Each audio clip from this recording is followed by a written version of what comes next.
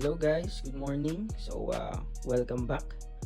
For today's video, we have two Android phones, one data cable na may end-to-end ng Type-C, and then isang Flipper Zero na may Rogue Master custom firmware. So ang gagawin natin ngayong araw is itatry natin na buksan tong dalawang Android phone using this Flipper Zero. So itong Flipper Zero is may capability siya na mag-command ng mga Ducky script papunta sa mga phones and then Windows. So yun. So try natin no guys. So unang-una sa lahat is pupunta tayo ng bad USB. So ito yung itatry natin. Makita nyo dito, Android top 65 4-digit pin. So ito lalagay natin dito. And yung isa naman, so ayan.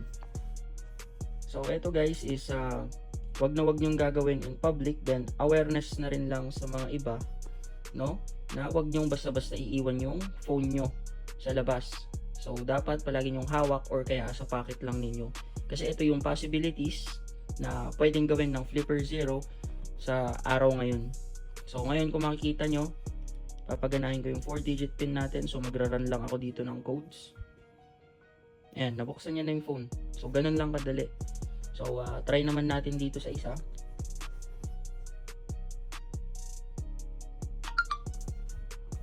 Ayan. So, try naman natin dito kung gagana siya. So, parehas po yun na Android phone. Then, i-run ko lang ulit. So, ang tawag nga pala dito is brute force. So, yun. So, ganun lang kadali kung paano buksan yung mga naka 4-digit pin. So, advice ko lang rin na kapag nagsiset kayo ng pin ng phone niyo or kaya ng any kind of device is medyo habaan niyo, then mix it with letters and numbers. So disclaimer, hindi po ako nagtuturo ng mga gawaing pangkawatan. This is for educational purposes only.